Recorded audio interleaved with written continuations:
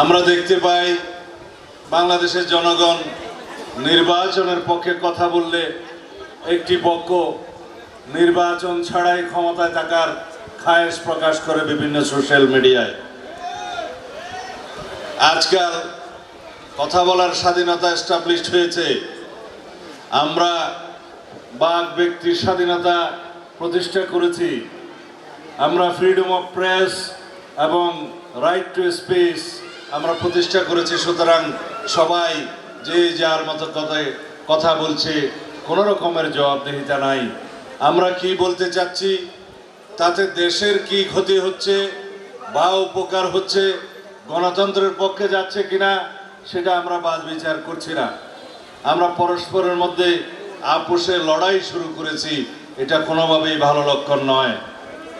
আমরা যখন সংস্কারের কথা বলছি, যখন বিচারের কথা বলছি, অনেকেই বলছে আমরা সংস্কার চাই না, আমরা বিচার বিলম্বিত করতে চাই, আমরা শুধু নির্বাচন করছি। এই কথাগুলো কারা বলছে? যারা নির্বাচনে আসলে যাদের জামানত না থাকার কথা তারা বলছে। এই কথাগুলো যারা বলছে তারা অনুপাত ভিত্তিক আনুপাতিক হারে নির্বাচনের কথা যারা বলছে তারাই এই সমস্ত বয়ান দিচ্ছে।